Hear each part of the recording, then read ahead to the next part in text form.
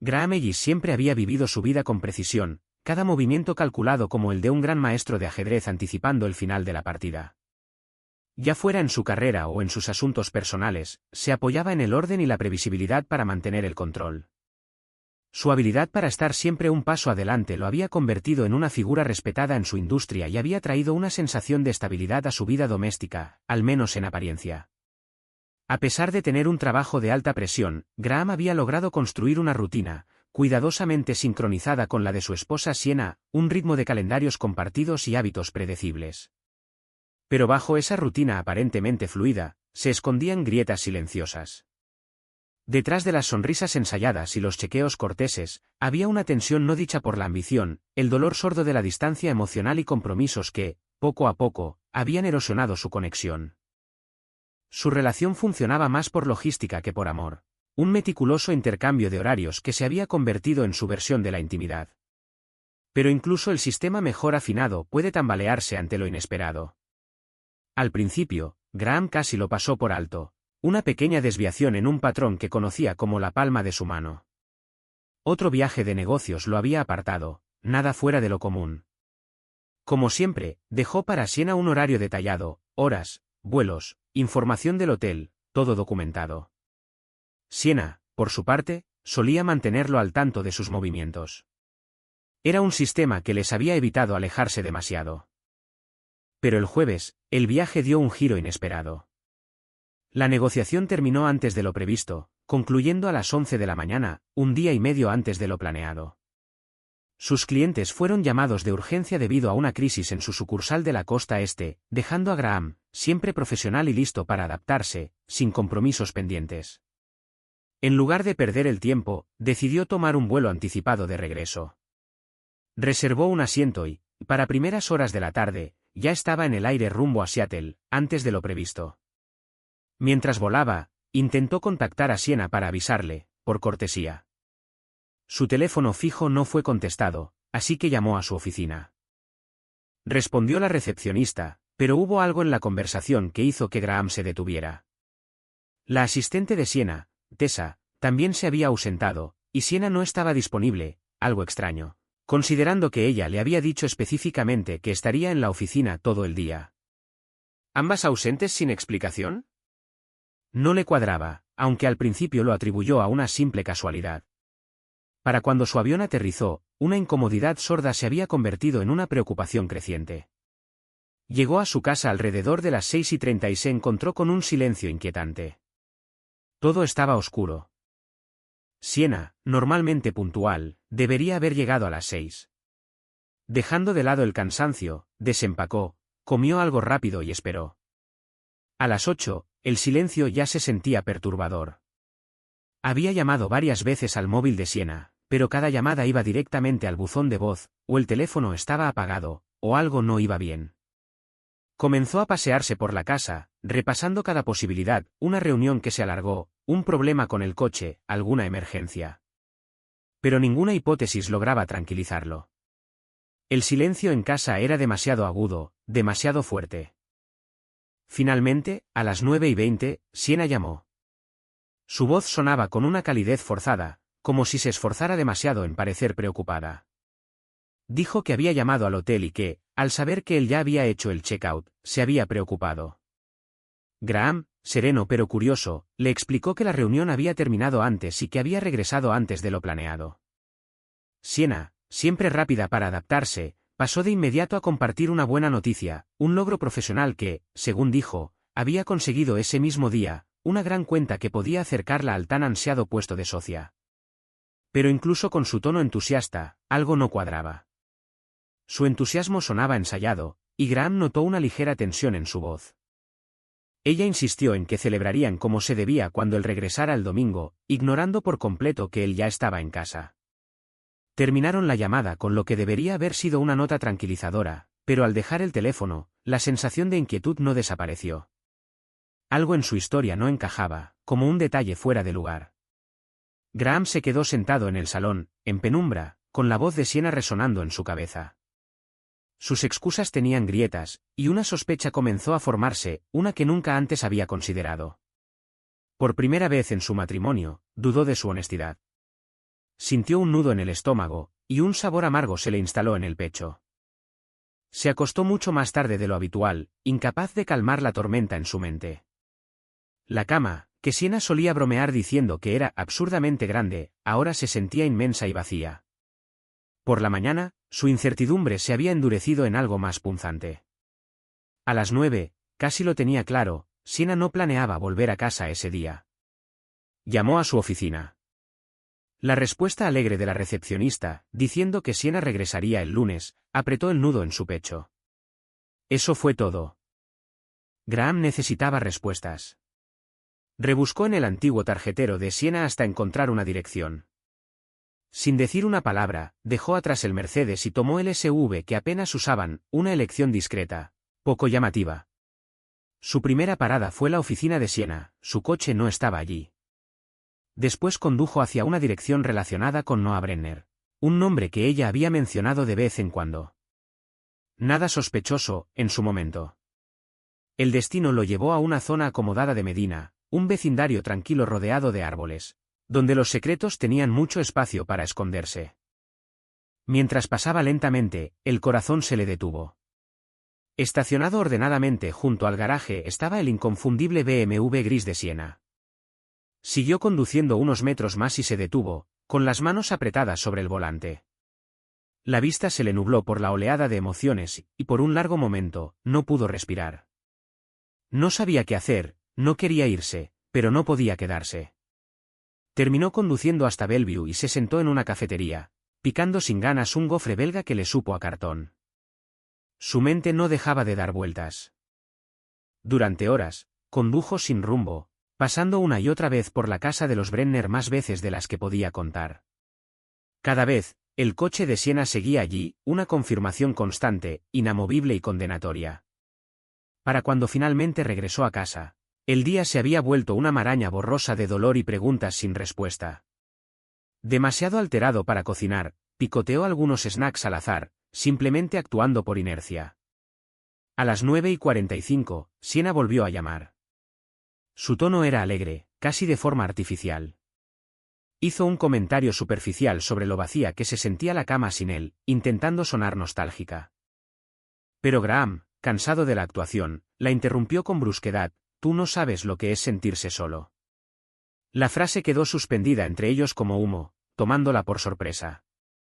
Él la dejó ahí, sin explicación adicional, pero el peso de esa verdad permaneció. Al colgar, su voz se suavizó hasta convertirse en un susurro doloroso: «Te he amado más de lo que jamás me he amado a mí mismo». Luego cayó en otra noche sin sueño. A las 8 de la mañana del día siguiente, Graham estaba solo en el salón en penumbra, con las persianas cerradas, la casa sumida en silencio. Esperaba. Poco antes de las 10, el zumbido familiar del BMW en el garaje anunció su regreso. Siena entró un minuto después, cargando una bolsa de viaje elegante como si volviera de un fin de semana en un spa. Su falda de cuadros y blusa roja entallada estaban impecables, casi sospechosamente impecables. Alrededor del cuello llevaba el delicado collar que él le había regalado, brillando bajo la tenue luz de la cocina. Sus pasos se hicieron más lentos al ver el estado de la cocina, platos acumulados en el fregadero, el calor tibio de una tetera olvidada sobre la estufa. Sus ojos recorrieron el lugar con inquietud creciente. Sin llamarlo, dejó la bolsa en una silla del comedor y se movió con cautela de habitación en habitación. Al llegar a la chimenea, agarró el atizador como si esperara una amenaza, luego giró bruscamente, escudriñando las sombras. Desde el sillón arrinconado, Graham levantó su taza de té en silencio. Sus ojos, vacíos y fijos, se encontraron con los de ella. Ella se sobresaltó. «Graham, me asustaste cuando volviste». Su voz temblaba mientras intentaba mantener la compostura. Él se tomó su tiempo para responder. «Hace un par de días». Las rodillas de Siena parecieron fallarle. Se dejó caer en la silla frente a él, con el rostro completamente pálido. «¿Por qué no me lo dijiste? ¿Por qué no llamaste? ¿Dónde estuviste?» Su tono no tenía calidez. «Sí llamé. El jueves por la tarde. No estabas en casa. Tampoco en tu oficina. Tessa tampoco». Dejó que el silencio se alargara como una soga. «Estaba aquí mismo, en esta silla, cuando llamaste. Pasé esa noche en la misma cama grande y solitaria que mencionaste. El silencio volvió, roto solo por el murmullo lejano de la vida afuera, un coche, niños discutiendo, un perro ladrando. Dentro, solo se escuchaba el llanto bajo de Siena llenando el aire. Graham sorbió su té lentamente, y luego volvió a hablar, esta vez con más precisión. Algo me dice que la cama en la que dormiste el jueves y el viernes por la noche no estaba tan sola. La miró a los ojos. ¿Quieres decirme qué está pasando en realidad? Las lágrimas caían ahora libremente por sus mejillas mientras enterraba el rostro entre las manos. Graham, por favor. Te amo. Esto no fue por nosotros. Tienes que entenderlo. Era algo que sentía que necesitaba hacer. Pero no cambia lo que siento por ti. Su expresión se endureció. Eso no tiene sentido, como no va a afectarnos una traición a nuestro matrimonio. No se trataba de ti, sollozó. Era por devolverle a Noah todo lo que hizo. Por mí. Por nosotros. Graham permaneció completamente inmóvil, observándola derrumbarse. Tras una larga pausa, se levantó, rellenó su taza y volvió a sentarse. Entonces dijo, con voz firme, explícame cómo acostarte con Noah Brenner es una especie de nota de agradecimiento, ¿fue idea suya? ¿Te presionó? No, respondió Siena rápidamente, demasiado rápido. Él nunca pidió nada. Me ayudó porque creía en mí. Él no es ese tipo de hombre. El ceño de Graham se frunció. Entonces déjame ver si entiendo. Él no lo sugirió. No lo pidió. ¿Y aún así tú, te ofreciste? ¿Es eso lo que estás diciendo? Estás tergiversando todo, gritó, desesperada. No fue así. No fue algo vacío o vulgar. Tienes razón, no fue algo vacío, dijo Graham, con un tono más suave pero igual de doloroso. Estás diciendo que no fue algo barato de una sola vez. Eso lo hace peor. Te entregaste a otra persona, algo que yo creía sagrado entre nosotros. Y ahora me dices que ni siquiera tenía que ver conmigo. Su voz se quebró al continuar. Tú eras todo para mí, Siena. Eras lo único que consideraba sagrado, ¿cómo se supone que procese el hecho de que entregaste eso a otra persona, voluntariamente? Siena lloraba aún más fuerte, abrazándose las rodillas. No significó nada. Lo juro. Sigo siendo yo. Sigo amándote. Soy tuya. Él negó lentamente con la cabeza, mirando al suelo. El amor no es solo un sentimiento, Siena. Es compromiso. Es lealtad. Es respeto. Y ahora mismo, no veo nada de eso en lo que has hecho. Tras un largo silencio, Graham se levantó de nuevo. Colocó su taza con cuidado sobre la repisa de la chimenea y caminó hacia el comedor. Sus ojos se posaron en el jardín, el césped cortado, las flores en flor, un espacio que parecía paz mientras dentro todo era caos. Habló despacio, con voz baja pero firme. Quise gritar. Quise llamarlo. Enfrentarlo. Pero sé que eso no resolverá nada. Lo que más me aterra es lo que él probablemente piensa de ti ahora. Que eres, accesible. Que puede tenerte cuando quiera. Que ya te tuvo. La desesperación en su voz era inconfundible. Sinceramente no sé si podemos volver de esto. Tal vez lo intentemos. Tal vez no. Pero, sea como sea, va a hacer falta mucho más que palabras para arreglarlo. Sugirió que tomaran distancia, incluso dentro de la misma casa, camas separadas, habitaciones separadas. No como castigo, sino para darse el espacio necesario para pensar de verdad. Para averiguar si quedaba algo que mereciera la pena salvar. No estaba convencido de que Siena tuviera verdadera intención de reparar lo que había roto. Al salir al patio, ella se quedó dentro, llorando sin consuelo. Él no miró atrás. No estaba seguro de poder hacerlo. Y aún así, después de todo, las palabras seguían resonando suavemente en su mente, todavía la amo. Dios me ayude, pero la amo. 8 meses después, Graham estaba sentado solo en un restaurante moderno de Portland, en una tranquila noche de viernes. Su dolor personal se había filtrado en su mundo profesional, dejando grietas en una carrera que antes parecía impenetrable. En su empresa, nadie había sospechado el desastre emocional que estaba viviendo. Apenas unos días después de su confrontación con Siena, intentaron asignarle una misión crítica de alto riesgo. Pero esta vez, Graham no cedió. La rechazó de plano. Eligió enfrentarse a las consecuencias de su matrimonio en ruinas antes que seguir persiguiendo logros profesionales. La oferta venía envuelta en vagas promesas de ascenso y en la amenaza implícita de impulsar a su viejo rival, Eddie Rivera. Cuando la noticia de su negativa llegó al director general de la empresa, no se anduvo con rodeos. Con sarcasmo seco y una sonrisa cortante, Graham dejó claro cuánto le importaba. Se burló de la manipulación tan obvia, ofreció una bendición sarcástica para el brillante futuro de Rivera y despreció todo el espectáculo como una mala broma. Su movimiento final fue simple, definitivo y brutal: renunció. Así, cortó el lazo con una empresa que se había convertido en otra fuente más de decepción. Ahora, sin empleo y emocionalmente a la deriva, Graham se encontraba contemplando las ruinas de la vida que tan cuidadosamente había construido. Pero no se quedó abajo por mucho tiempo. Había asumido un nuevo papel, director de marketing y encargado de resolución de crisis en Fin Systems Inc., competidor directo de Ashford Electronics. La elección del momento y del lugar no fue casualidad. Graham eligió Fin con precisión quirúrgica, no solo para reconstruirse, sino para vengarse. Ashford Electronics, antes intocable, ahora tambaleaba. Durante los últimos meses, Graham los había desmantelado sistemáticamente, robando clientes históricos, bajando ofertas estratégicamente, forzando despidos. Ahora se avecinaban cierres de instalaciones. Su presidente, antes confiado, Miles Ashford, estaba acorralado, y lo bastante desesperado como para pedir una reunión con el hombre que había orquestado su lenta caída. Graham aceptó la invitación a cenar. Tenía su propio guión para la noche.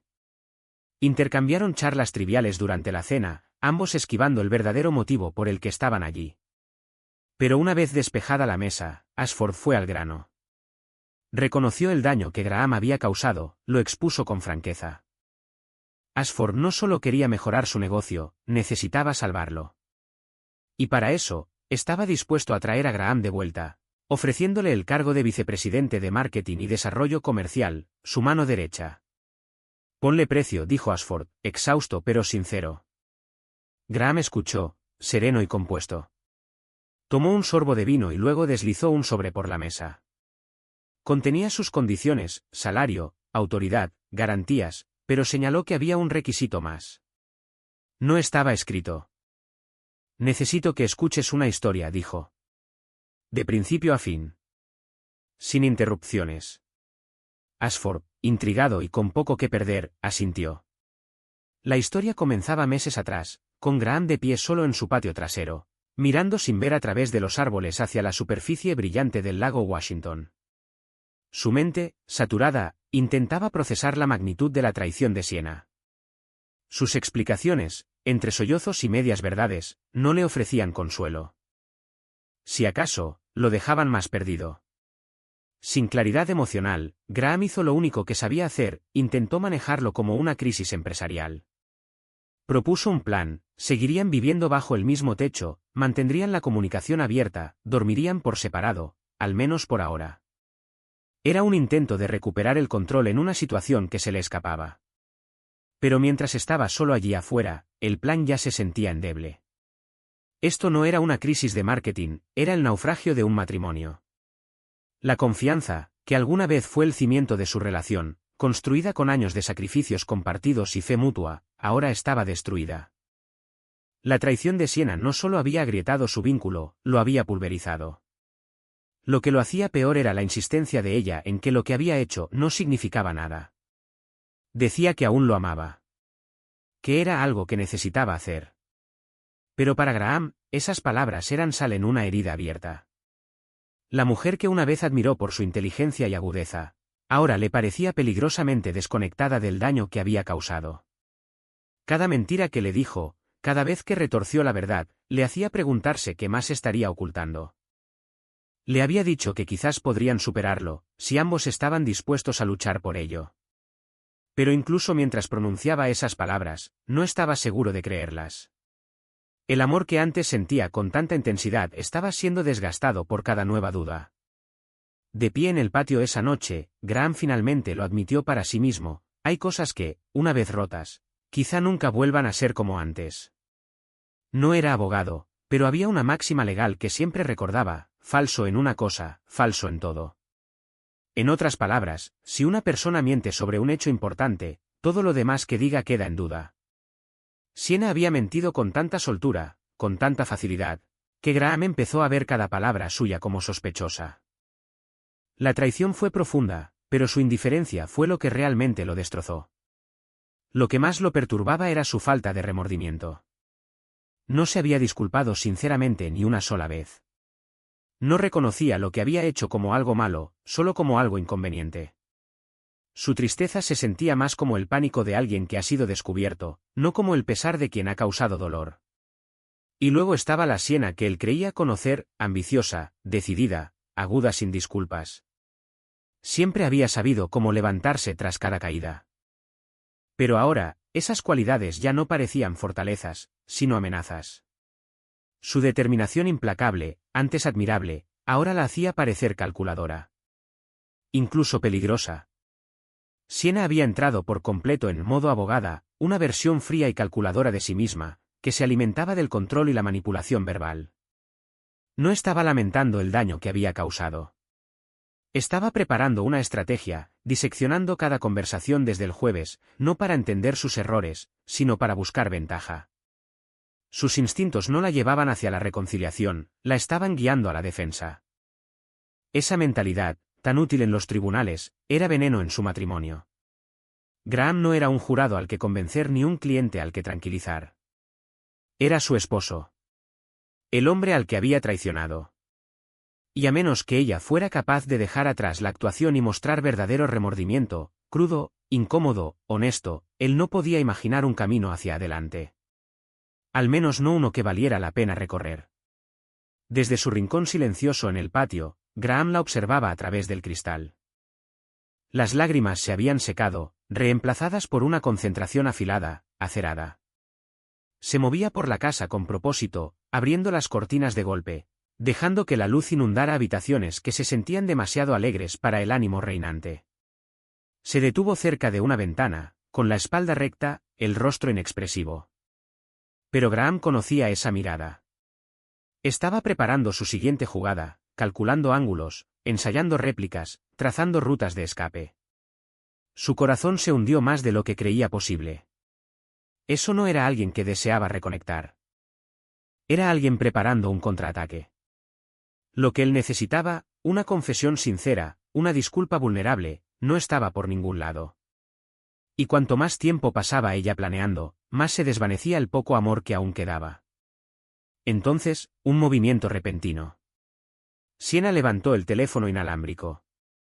Miró por la ventana, como si sintiera su mirada, y luego se dirigió al comedor, fuera de su campo de visión. Un escalofrío recorrió a Graham. El instinto se activó. Se acercó al teléfono del patio, silencioso, oculto, y levantó el auricular. Sin tono demarcado. Aún no había hecho la llamada. Con un movimiento rápido y experto, desenroscó el micrófono y lo desactivó. Ella no podría oír nada del otro lado. Él no quería interrumpir, quería la verdad. Sacó su móvil, un modelo de alta gama con funciones avanzadas de grabación, y lo presionó contra el auricular del patio. Si estaba llamando a Noah Brenner, o a alguien más involucrado, por fin tendría pruebas. No para alimentar la paranoia, sino para escapar de ella. Ella lo había empujado hasta ese rincón. Ya no confiaba en que ella dijera la verdad sin ser observada. Esto no se trataba de espiar por venganza. Se trataba de confirmar lo que su instinto ya sabía. Las mentiras de Siena lo habían acorralado. Ahora, necesitaba una salida. La línea se activó. La voz de Siena se oyó, rápida, tensa. Un hombre respondió tras unos tonos, su tono era casual, despreocupado. Pero ella lo interrumpió de inmediato, lanzándose en una explicación frenética. Confesó que la aventura casi había destruido su matrimonio. Admitió que Graham había regresado el jueves, y que había estado allí todo el tiempo, escuchando en silencio mientras ella tejía mentira tras mentira por teléfono. Que se había acostado a su lado, fingiendo que él no estaba, mientras él escuchaba desde la habitación contigua. Noah sonaba atónito. Pero Sienna siguió hablando. Describió cómo Graham había sabido la verdad durante días, recopilando detalles en silencio, tal como hacía en su trabajo, observando, esperando, construyendo su caso. Esa idea, confesó, la había sacudido profundamente. Noah, intentando entender, preguntó cómo era posible que Graham se mantuviera tan tranquilo sabiendo todo. Sienna explicó, casi con admiración, que él estaba entrenado para lidiar con mentirosos. Que su paciencia y su silencio eran sus herramientas más letales. Dijo que la confrontación de esa mañana había sido quirúrgica. Que no tuvo ninguna oportunidad. Le confesó a Noah que sus excusas, sobre pagarle a él, sobre que no se trataba de Graham, se habían derrumbado apenas las pronunció. Que, incluso mientras hablaba, podía oír lo absurdas que sonaban. Y que ahora temía que Graham hubiese hecho la conexión. Que sabía que Noah estaba involucrado. Su voz tembló al revelar un miedo más profundo, ¿y si descubría lo de Julian? La mandíbula de Graham se tensó. La voz de Noah cambió de tono, urgente, nerviosa. Murmuró algo sobre contactar a sus socios, preocupado por lo que Graham pudiera hacer a continuación. Sienna no se opuso. Estaba igual de ansiosa, aterrada, de hecho. Admitió que la rabia de Graham le era desconocida. El hombre que siempre había mantenido la calma finalmente se había roto. Mencionó su pasado militar, sus medallas y condecoraciones. Reliquias de un capítulo del que él nunca hablaba. Jamás lo había visto enojado, hasta ahora. Y eso la asustaba. Sienna expresó en voz alta el temor de lo que más pudiera descubrir Graham. La aventura con Julian no había sido un error aislado. Era otra grieta en un matrimonio que ya se derrumbaba bajo el peso de los secretos. Habló de ello no con arrepentimiento, sino con miedo, miedo a ser descubierta. Noah intentó darle otro enfoque a la situación. Graham es un negociador, no, dijo. Tal vez podamos hablar con él. Manejar esto como un asunto de negocios. Dinero, lógica, quizás podamos contener los daños. Propuso involucrar a su firma, convertirlo en algo profesional y controlado. Una negociación clara y limpia. Sienna reaccionó con dureza. La idea de enfrentarse a Graham otra vez, especialmente con Noah y sus socios presentes, era ridícula. Sabía que eso no funcionaría. Graham no era un contrato en disputa que se pudiera gestionar. Admitió que él ya se estaba alejando emocionalmente. Que había empezado a ver a través de sus disculpas. Que ya no le creía. Y en el fondo, temía que tuviera razón. La desesperación se coló en su voz. Quería salvar el matrimonio, pero incluso ella sentía cuán perdido estaba todo ya. Las mentiras se habían apilado demasiado alto. Las traiciones eran demasiadas. Y lo peor de todo, había esperado demasiado para decir la verdad, si es que alguna vez la había dicho. Mientras Noah le pedía más detalles sobre sus intercambios con Graham, Sienna confesó algo que había intentado reprimir, miedo. No miedo a la confrontación ni a ser descubierta, sino miedo a la intuición de Graham. Su capacidad para captar señales sutiles, para diseccionar sus palabras y su lenguaje corporal, la hacía sentirse expuesta y vulnerable. Le aterraba que él ya hubiese atado cabos que ella nunca pensó revelar, quizás incluso sospechando otras transgresiones. El mismo sistema que le había prometido ascenso, el supuesto camino rápido para asociadas en ascenso, se había convertido en una pesadilla personal. Estaba construido sobre compromisos silenciosos y arreglos encubiertos, y ahora amenazaba con destruir la vida que ella decía valorar. En un giro amargo de la desesperación a la defensa, Sienna le recordó a Noah que él mismo le había asegurado que ese camino no pondría en riesgo su matrimonio. Su voz se volvió más aguda mientras revelaba que había grabado en secreto conversaciones en las que él y otra socia senior, Marjorie, explicaban los términos no dichos del acuerdo de forma explícita. Le advirtió que, si su mundo se venía abajo por completo, esas grabaciones serían su arma. Noah, claramente alterado, intentó recuperar el control de la conversación. Restó importancia a su implicación, desestimando las grabaciones como innecesarias. Según él, el sistema siempre había funcionado bien, y quienes disentían eran simplemente comprados o discretamente apartados. Así era como se hacía negocio. Pero ahora, había entrado en modo contención de daños. Su atención se centró en Graham, específicamente, en cuanto sabía realmente. Siena admitió que no había confesado directamente la aventura, pero temía que su culpa estuviera escrita en cada gesto. Su comportamiento, sus dudas, Graham ataría cabos, estaba segura.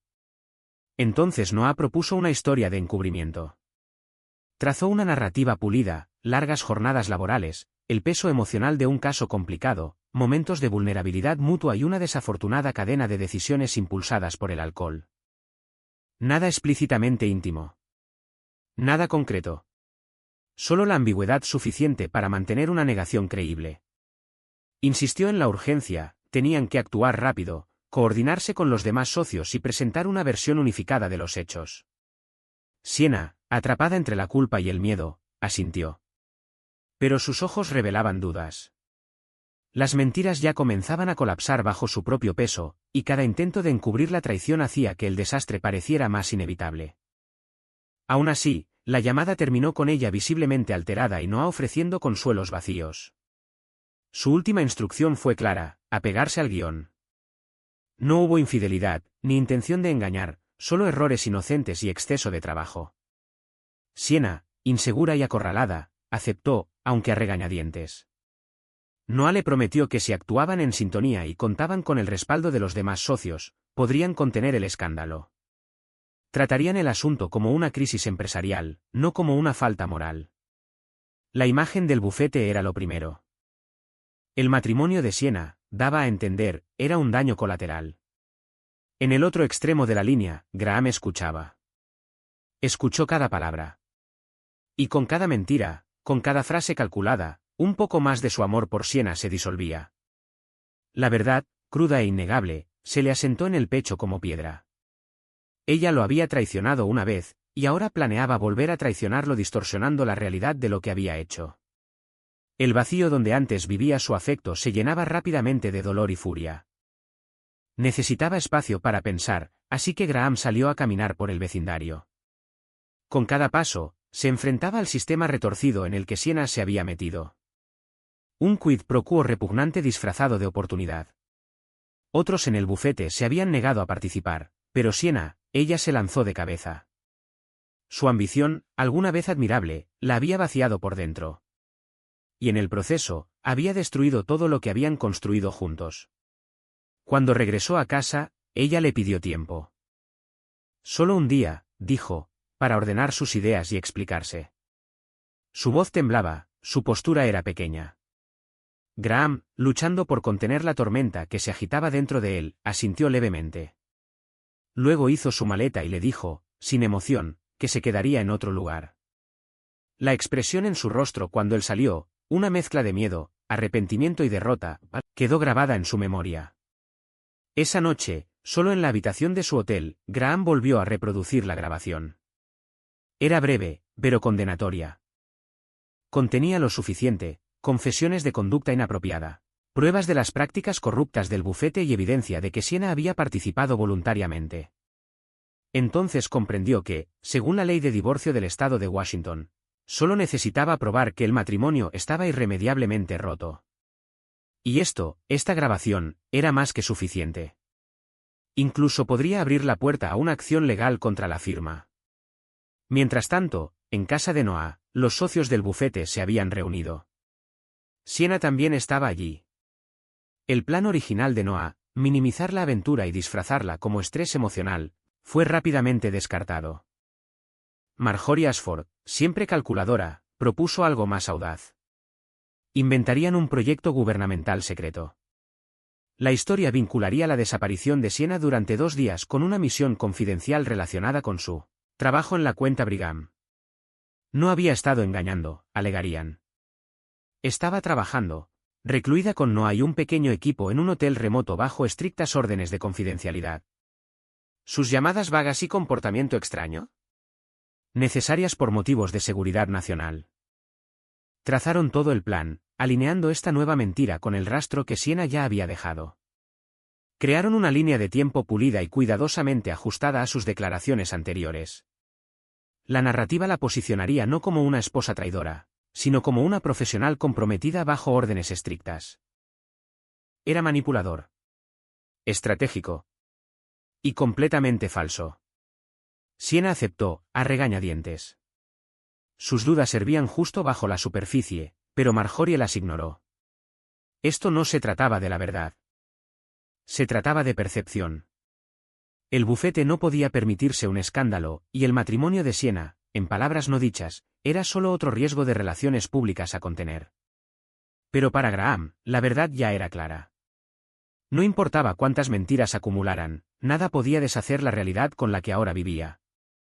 Sus acusaciones, cuando por fin llegaron, fueron directas y certeras. Le preguntó a Siena sin rodeos, ¿cómo podía decir que engañar, mentir y traicionar no tenía nada que ver con su matrimonio? Siena, tomada por sorpresa, no lo negó. Se desvió, repitiendo que no fue algo barato, que Noah merecía algo de ella. Pero su negativa a negar rotundamente la aventura decía más que 1000 palabras. Graham lo vio claro. Desmontó cada contradicción en su historia, cada justificación torcida, y finalmente lanzó el golpe final. Le diste a otro lo único que yo consideraba sagrado, ¿tú cómo esperas que pueda hacer las paces con eso? La intimidad que Siena una vez prometió que sería solo de Graham se había convertido en un voto roto, destrozado, irrecuperable. Cuando él la presionó más, con calma pero con firmeza, preguntándole cuántas noches había pasado con Noah, y si había habido alguien más, ella esquivó cada pregunta. La evasión se había vuelto su segundo idioma. Graham dejó claro que ningún tipo de traición recíproca sería aceptable. Engañar por venganza no equilibraría nada, solo enterraría lo que quedaba bajo más ruinas. La fidelidad, le dijo con voz baja pero resuelta, no es una ficha barata que se intercambia. 2 errores no hacen nada correcto. Su silencio dijo más que cualquier negación. Ni siquiera intentó refutar sus acusaciones. Y ese silencio dejó más sospechas que respuestas. Al ver que la situación de Siena se desmoronaba, el bufete intervino. Recurrieron a la doctora Poe Lang, una psicóloga reconocida que les debía un favor, específicamente por haberla defendido durante un escándalo de plagio. La doctora Lang fue reclutada para ayudar a reconfigurar la narrativa de Siena. Se creó una nueva historia, esta vez con un ángulo psicológico. Según esa versión, Siena no respondió a las acusaciones de Graham porque estaba sufriendo un trauma emocional.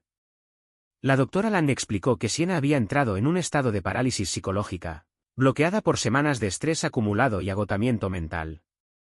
Cuando Graham la confrontó, afirmaron, ella no procesó sus palabras, simplemente se cerró emocionalmente. La psicóloga aseguró que esta respuesta congelada tenía base científica legítima.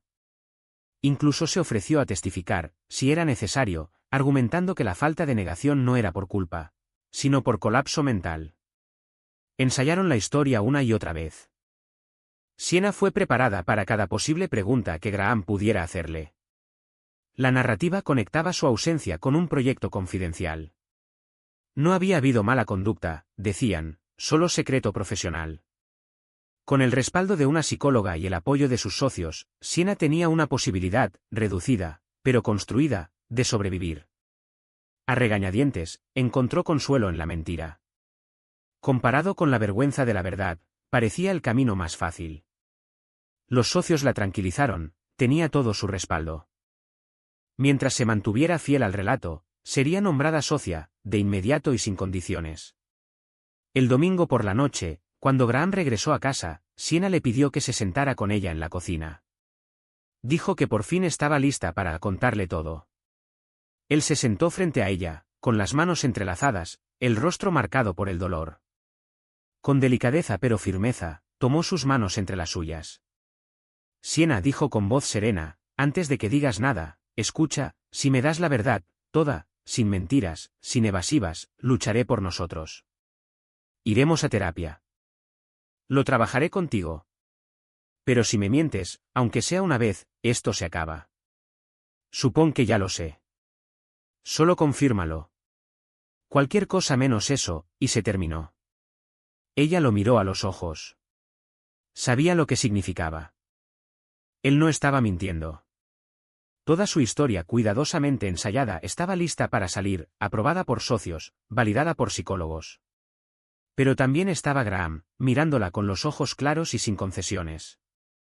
Ya no había espacio para el teatro. Comenzó con el relato preparado, sobre el proyecto confidencial, la estancia en el hotel, la necesidad del secreto.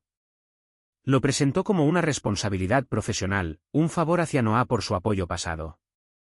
Sin emociones. Sin intimidad. Solo necesidad. Graham se mantuvo en silencio, inalterable. Cuando le preguntó, con tono casual, quién condujo hasta el hotel y si había compartido el coche, ella respondió con seguridad, no, fue sola.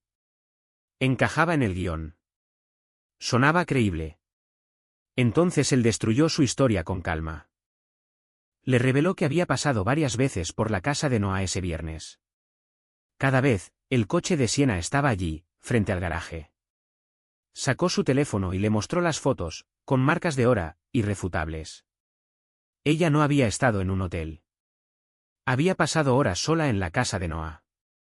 Siena se quedó paralizada, viendo cómo su historia se derrumbaba tan rápido como había sido construida. La compostura que tanto se había esforzado en mantener se deshizo en silencio absoluto. Graham se puso de pie, tranquilo pero firme, y confirmó que ya tenía un apartamento alquilado y una consulta legal programada para el lunes por la mañana. Sin gritos. Sin dramatismo. Solo una claridad final y devastadora. Te lo dije, dijo con voz hueca, lo único que quería era la verdad. Y ni eso pudiste darme, ni por una hora. Recogió una maleta y su portátil. En la puerta, se detuvo y la miró por última vez, con los ojos llenos de una tristeza cortante. Te amé. Habría hecho cualquier cosa por ti. Pero tú, ni siquiera pudiste dejar de mentir. Espero que la asociación haya valido la pena. Más tarde, durante una cena con Miles Ashford, Graham compartió la historia, no solo la traición de Siena, sino el sistema corrupto que había detrás. Ashford, inicialmente escéptico y visiblemente molesto, la desestimó como ficción. Especialmente porque su propia esposa, Marjorie, era una figura central en la historia. Se apartó de la mesa, listo para marcharse, acusando a Graham de atacar a su familia. Pero justo antes de salir, algo lo hizo detenerse. Se volvió a sentarse y exigió saber por qué Graham inventaría una historia tan elaborada.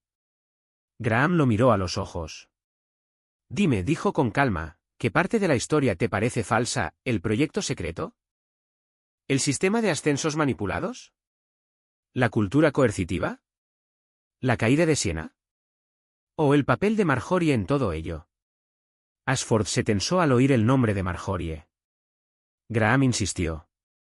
Marjorie juraría, bajo juramento, ante Dios, que nada de eso es cierto.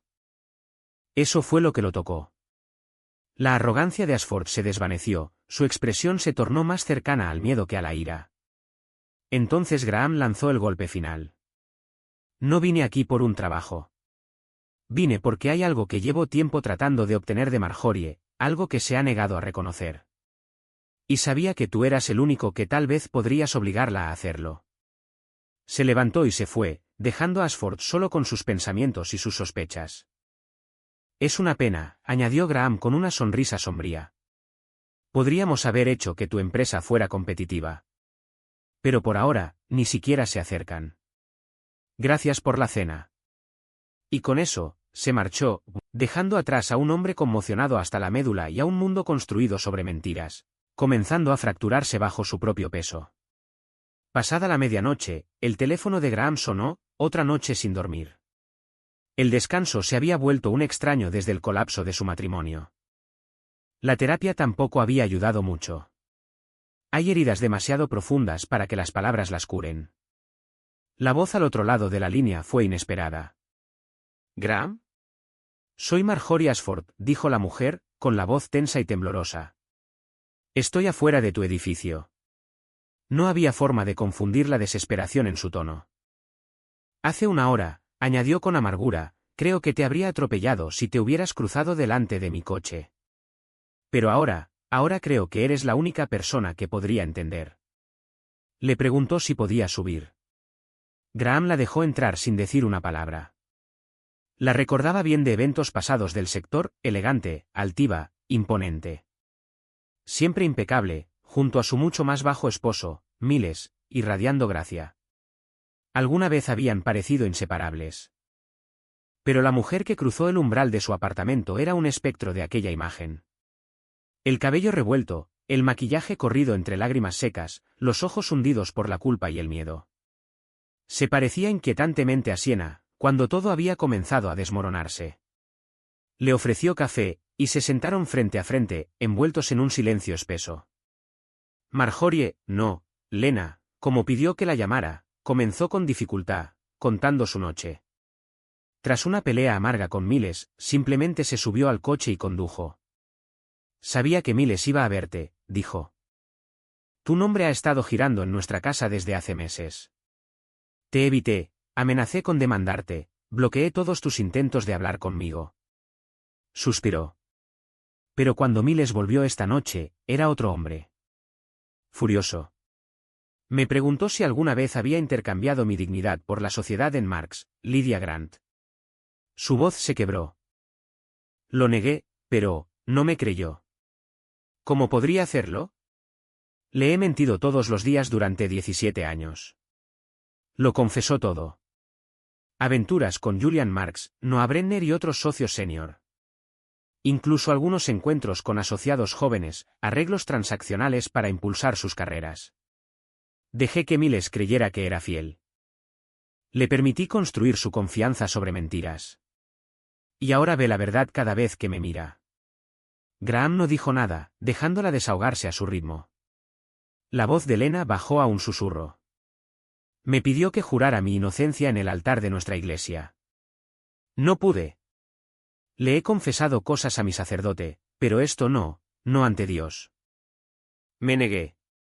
Y Miles se fue. Creo que está en el club de campo. Sus manos temblaban al sostener la taza de café. No soportaba el silencio en casa. Solo conduje. Y terminé aquí. Sé que no merezco compasión de ti. Pero tengo que preguntar, ¿qué puedo hacer para salvar mi matrimonio? Graham la miró con firmeza, su voz baja pero firme. Llámame Graham, dijo. Ella asintió levemente. Lena.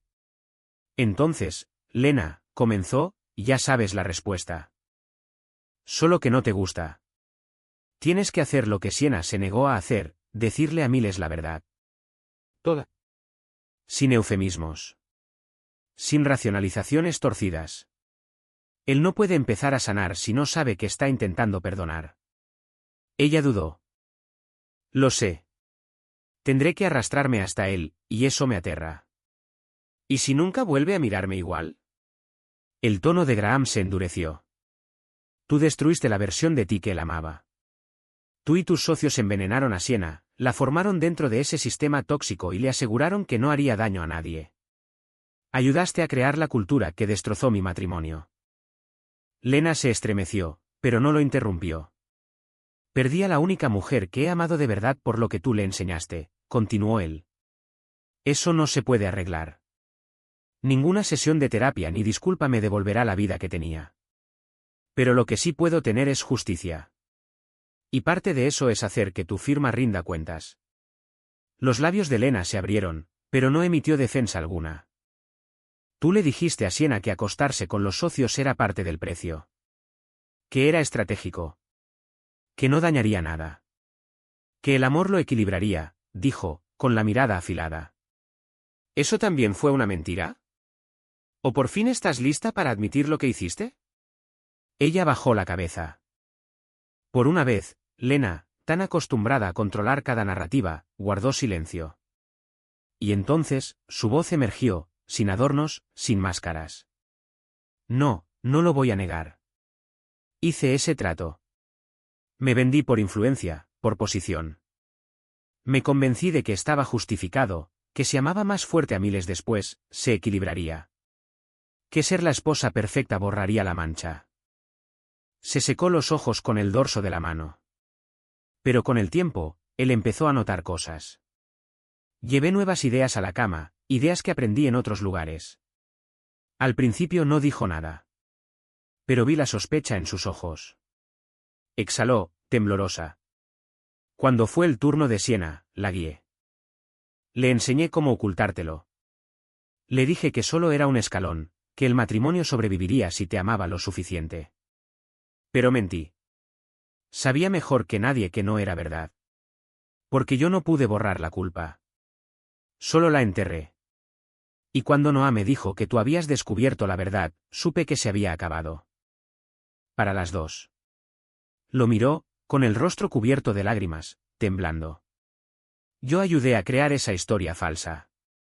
El proyecto gubernamental, el secreto, era todo basura. Vi el rostro de Siena el día que la confrontaste. Supo que se había terminado. Y yo también. Graham dejó que el silencio se instalara, dejándola sentarse con todo ello. Tú ya sabes lo que tiene que venir después, dijo al fin. Díselo todo a Miles. No le ocultes nada. Que te perdone o no, es decisión suya. Pero si quieres paz, empieza por ahí. Lena asintió despacio, la culpa marcada en cada respiración. Lo haré. Pero, Graham, dijiste que querías justicia. Venganza. ¿Vas a exponernos? Su respuesta fue tranquila, pero inquebrantable. No a ustedes, Lena. Solo la verdad. Y no voy a mentir por ninguno de ustedes, respondió Graham con firmeza. Pero Graham, dijo ella en voz baja, con vacilación, dijiste que querías destruir el bufete. Eso va a perjudicar a mucha gente inocente. Sus ojos se endurecieron. No voy a permitir que una máquina corrupta siga funcionando solo porque hay unas cuantas personas decentes atrapadas entre sus engranajes, replicó Graham. Había empleados inocentes en Enron. También había trabajadores en Dachau. ¿Deberíamos haber mantenido esos lugares en pie por el bien de sus empleos? Hizo una pausa, y añadió con frialdad. No, Lena. Marx, Lydia Grant ha destruido carreras, matrimonios y vidas. Si puedo proteger a los inocentes, lo haré. Pero mi misión no es remendar el sistema. Es desmantelarlo. Lena asintió en silencio, y tras un momento, admitió que probablemente Miles apoyaría esa misión. Está furioso, dijo. Incluso para él, el bufete se ha vuelto tóxico. Estamos financieramente estables. Habíamos empezado a hablar de retirarnos. Si me perdona, me iré. Dejaré el despacho y empezaré de nuevo con él. Graham no mostró compasión. Sin condiciones, dijo secamente. Necesito tu ayuda pase lo que pase entre tú y Miles. Eres de las pocas personas con acceso total. Si quiero derribar esto, te necesito por completo. Lena levantó la mirada, lo miró a los ojos, y respondió con voz suave pero firme. Entonces cuenta conmigo. ¿Qué necesitas? Pruebas, dijo Graham. Documentos internos. Memos. Cualquier evidencia de cómo funciona realmente el sistema de ascensos, y en especial, cómo se presentan o insinúan las expectativas sexuales. Quiero dejar claro, en la corte y en público, cómo se manipulaba a las jóvenes asociadas. Siena es responsable de sus decisiones, pero no inventó ese sistema. Lo hizo tu firma. Lena se recostó, procesando sus palabras. Testificaré, afirmó. Pero un testigo no será suficiente. He desacreditado a muchos en tribunales. Vas a necesitar más que mi historia. Creo que podemos encontrarlos, dijo Graham. Hubo mujeres que se marcharon del bufete en lugar de aceptar el trato. Las silenciaron. Les pagaron. Pero si ven que esto es real, si les damos algo sólido, algunas saldrán a la luz. Tal vez, concedió Lena. Pero necesitaremos más que esperanza. Necesitamos pruebas contundentes. Las encontraremos, respondió Graham. La verdad siempre deja un rastro. Es hora de seguirlo. Encendió su portátil e insertó un disco. Un archivo de audio comenzó a reproducirse, 8 minutos grabados después de enfrentar a Siena. La crudeza en su voz era inconfundible. Confesaba haber mentido en sus llamadas, sin saber que Graham estaba escuchando. Hablaba de su culpa, de su dependencia de las conversaciones privadas con Noah Brenner y con Lena como palancas para asegurar su ascenso. Lena escuchó atenta, analizando cada palabra con la precisión de una litigante. Podrían impugnarlo en la corte, advirtió. Pero fue grabado en tu propiedad. Eso lo hace admisible. El análisis de voz puede verificarlo. Entonces Lena añadió algo inesperado. Yo también tengo algo. De hace años. Una conversación que grabé con Julian Marks, cuando aún tenía dudas. Graham la miró con interés. Él explicó el camino a la sociedad, dijo con amargura. Fue directo, los favores íntimos eran parte de la cultura. Aseguró que era consensuado, profesional, inofensivo. Que nadie sería maltratado. Su voz se volvió un susurro. Lo grabé como seguro, por si algún día incumplía sus promesas. Nunca pensé que tendría que usarlo. Pasaron a los aspectos logísticos. Graham explicó que había reservado fondos, casi $900.000, incluso después de los gastos del divorcio. Lena dijo que el litigio sería brutal, pero coincidió en que el bufete probablemente intentaría llegar a un acuerdo para evitar el escándalo. El impacto sería catastrófico, dijo. Demandas por acoso. Quejas ante el colegio de abogados. Clientes abandonando. No lo soportarán. Aún así, la duda persistía en su rostro. Había pasado toda su carrera ayudando a construir ese lugar. Derribarlo no sería fácil. Me convencí de que era un rito de paso, murmuró Lena. Que era mutuo. Que éramos profesionales. Pero ahora veo cuán deformado estaba ese pensamiento. Graham no titubeó. Destruyó vidas, Lena. Incluida la mía. Siena no solo se desvió, ustedes la guiaron hacia fuera del camino.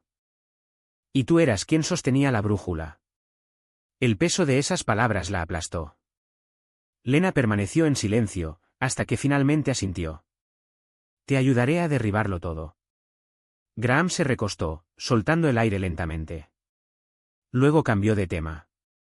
Tú y Miles, tienen una hija, ¿verdad? ¿Ella? ¿Ella Ashford? El rostro de Lena se suavizó ligeramente. Sí. Está en su último año de derecho. Brillante, ambiciosa, es lo mejor que hemos hecho. El tono de Graham se volvió más severo. Ahora imagina a ella entrando a Marks, Lydia Grant, intentando llegar a socia. Imagina que le dicen lo mismo que le dijeron a Siena. Imagínala sentada frente a alguien como Julian Marks, escuchando esa misma propuesta. El silencio en la sala se volvió asfixiante. Lena se levantó de golpe y fue al baño. Al regresar, el rostro lavado, pero más envejecido, más desgastado. Una mujer despojada de sus ilusiones. Voy a renunciar, dijo simplemente. Citaré motivos personales y me iré en silencio. Ojalá pudiera hablar con Miles, pero no responde mis llamadas. No después de lo que pasó. Graham asintió con comprensión. Hablaré con él por la mañana. Le contaré todo lo que hablamos. Tal vez eso le dé una razón para escucharte otra vez. Luego hizo una pausa, su expresión inescrutable. Una cosa más, adviértele a Siena. Dile que se vaya ahora. Lena parpadeó. Ya lo hizo, respondió. Unos meses después de que se separaron. Dejó el bufete. Graham pareció sorprendido. Dijo que era un paso hacia la responsabilidad. Aceptó un trabajo en Dunn Associates. Sin camino a la sociedad. Sin intercambios. Solo derecho. Y se aseguró de que no existiera ningún conflicto de intereses entre ella y tu abogada, Irene Dunn. Graham no dijo nada. Pero la revelación quedó flotando en el aire. A pesar de todo, Siena se había asegurado de no poner en peligro la situación legal de Graham. Se ocupó de que no existieran conflictos de interés ni sorpresas que pudieran complicar su caso. Cuando Lena le preguntó suavemente por qué aún no había presentado la demanda de divorcio, Graham respondió sin dudar. Simplemente no sentí que fuera necesario, dijo en voz baja. Ella fue el amor de mi vida. Y no voy a volver a casarme. Estemos o no legalmente unidos ahora significa muy poco. Es solo papel. A la mañana siguiente, Graham se puso en contacto con Miles Ashford. Tras enterarse de la renuncia de Lena y de su decisión de ayudar a exponer al bufete, Miles aceptó reunirse con ella. Escogieron una banca tranquila junto al campo de golf del club de campo. Allí, Lena se liberó por completo. Con honestidad cruda, le confesó todo, sus decisiones pasadas, sus traiciones, el abuso sistémico que ayudó a normalizar. Se disculpó y suplicó perdón. También le explicó su plan de unirse a Graham para desmantelar el bufete, no solo como una forma de enmendar el daño, sino para impedir que el ciclo continuara. Algo en Miles se suavizó. Al final de la conversación, acordaron seguir hablando durante la cena. El domingo, hicieron un largo viaje en coche por la costa, reviviendo el pasado y desenterrando verdades que llevaban años enterradas. Y en el silencio compartido de ese tiempo juntos, algo se reavivó.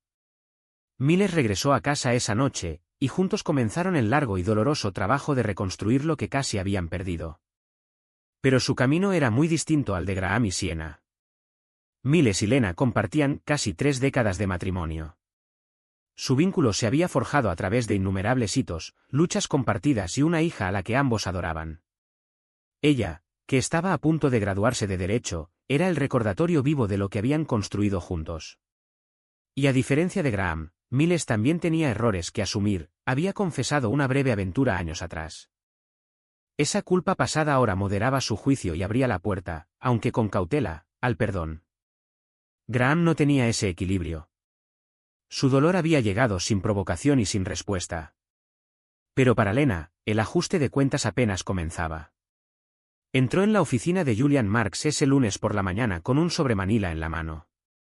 Se lo entregó sin decir palabra. Dentro, una sola frase. Renuncio, con efecto inmediato. Julian levantó la vista, confundido. Lena, por favor, siéntate, podemos. No estoy aquí para hablar, lo interrumpió con la voz firme. Estoy aquí para hacerte responsable. Le dijo todo, como su llamado sistema había corrompido al bufete desde dentro. Como destruyó matrimonios y alejó a talentos como Nina Delgado, quien se negó a intercambiar su integridad por una oficina de esquina. Admitió su propia complicidad, su colapso moral y el precio que había pagado. Miles me dijo que renunciara si quería tener alguna esperanza de salvar nuestro matrimonio, dijo. Y tenía razón. Pero esto no se trata solo de él. Se trata de lo que se convirtió este lugar, y de lo que dejamos que se convirtiera. Al salir, dejó su credencial del bufete sobre el escritorio de recepción. No la arrojó ni la tiró, la colocó con determinación. El gesto fue simple, pero en ese edificio, fue sísmico. De vuelta en su oficina, Julian Marks permaneció inmóvil durante un largo rato. Luego levantó el teléfono y le dijo a su asistente que reuniera a todos los socios. Una reunión de emergencia. Tenían una crisis entre manos, pero Julian lo sabía bien, no era una crisis. Era un ajuste de cuentas. La campaña comenzó esa misma semana. Graham, ahora trabajando codo a codo con Lena, lanzó una ofensiva legal abrumadora. Presentó la demanda de divorcio, nombrando públicamente a Noah Brenner y Julian Marks como CEO demandados, e inició una demanda civil contra Marks, Lydia Grant. Las denuncias detallaban un patrón de coerción sexual disfrazada de avance profesional, enmarcándolo no como una conducta consensuada, sino como explotación incrustada en la jerarquía profesional. Junto a los casos civiles, presentaron denuncias por mala conducta ante el Colegio de Abogados del Estado de Washington, solicitando sanciones disciplinarias contra los abogados que orquestaron o permitieron el sistema. El bufete entró en pánico. Se apresuraron a responder, a controlar la narrativa, a silenciar las voces. Pero desacreditar a Graham y Lena resultó imposible. Ambos tenían historiales profesionales impecables. Y ahora, otras voces comenzaron a alzarse. Exasociadas. Becarias. Abogadas junior. Una por una, comenzaron a hablar, muchas de ellas mujeres que habían sido silenciadas con acuerdos de confidencialidad o amenazas. Sus historias variaban en los detalles, pero el patrón era claro, un sistema que esperaba intimidad a cambio de ascensos. Los rumores se propagaron rápidamente, Graham tenía grabaciones comprometedoras. Verdadero o no, el miedo por sí solo sumió a la sociedad del bufete en el caos. Las batallas legales fueron intensas, pero el daño ya estaba hecho. La opinión pública se volvió en contra. Los clientes comenzaron a marcharse. La reputación del bufete, alguna vez intocable, se desplomó. Finalmente, Marx, Lydia Grant ya no pudo sostenerse. Con ingresos en caída libre, pérdida masiva de talento y una ola de litigios encima, cerraron sus puertas. Pero Graham no se detuvo ahí. Persiguió a los socios individualmente. Con la ayuda de Lena, utilizó evidencia documentada para negociar acuerdos, de forma metódica, deliberada. También esperó, atento a las demandas que llegarían de los cónyuges de los implicados. La devastación financiera no era solo una consecuencia. Era parte del plan. Las réplicas fueron devastadoras. Irene Brenner y Daphne Marx regresaron de prolongadas estancias en Europa, solo para presentar sus respectivas demandas de divorcio, cada una reclamando con éxito una gran parte de lo poco que quedaba de los bienes de sus esposos. La Junta de Abogados del Estado de Washington concluyó su revisión y emitió su veredicto. Noah Brenner, Julian Marx y varios más fueron inhabilitados para ejercer, mínimo 3 años, con escasas posibilidades de readmisión. El resto recibió sanciones o suspensiones, sus carreras, en la práctica, quedaron terminadas. Lo que comenzó como la búsqueda de respuestas de un solo hombre se convirtió en un ajuste de cuentas público, una purga sistémica. La lucha de Graham Ellis por la justicia derrumbó una de las instituciones legales más poderosas del Estado. Pero más importante aún, envió un mensaje que resonó en cada bufete, cada sala de juntas, cada sistema de poder sin control. Si explotas a otros para obtener poder, serás responsable de tus actos. El proceso fue agotador. Público. Brutal. Pero al final, trajo un cierre largamente negado, no solo para Graham, sino para decenas de personas que habían llevado su dolor en silencio. Entre los escombros, algo nuevo echó raíces, rendición de cuentas, aunque tardía. Y por primera vez en mucho tiempo, Graham sintió que podía volver a respirar. Noah Brenner y Julian Marx acabaron aceptando lo inevitable, sus carreras legales habían terminado, para siempre. Sus divorcios los habían dejado financieramente arruinados, sobreviviendo apenas con modestas rentas vitalicias. Lo que quedaba apenas alcanzaba para subsistir, mucho menos para jubilarse. Noah se trasladó al sur, buscando un coste de vida más bajo y un clima más cálido. Allí, se ganó la vida discretamente redactando trabajos de investigación jurídica para estudiantes a través de un servicio en línea de dudosa legalidad. Pero el anonimato no duró. Un informante destapó que la empresa era una tapadera para fraudes académicos, y uno de los trabajos escritos por Noah terminó como prueba en un caso penal de alto perfil. Considerando su previa inhabilitación, el tribunal no mostró clemencia. Fue condenado a entre 3 y 6 años por fraude. Durante su reclusión, Noah contrajo una enfermedad terminal, algo, según declaraciones oficiales, no relacionado con el centro penitenciario. La prisión negó toda acusación de negligencia. Aún así, Noah murió entre rejas, sin terminar su condena. Su final fue silencioso, ignorado por la mayoría y llorado por pocos. Julian Marx tomó otro camino. Se trasladó a Arizona y encontró empleo como asistente de paralegal en un consejo tribal nativo americano. Aunque su título era modesto, su experiencia le daba más peso que a muchos en roles similares. Aún así, ya no era abogado, y lo sabía. Sus días de influencia y poder habían quedado atrás. Pero a diferencia de Noah, la vida de Julian permaneció en gran medida tranquila, gracias a Lena. Ella había pedido a Graham que dejara en paz a Julian. Y Graham accedió. Con Marx, Lydia y Grant desmantelados, y cada socio culpable expuesto y castigado, Graham se permitió finalmente dejar atrás su cruzada implacable.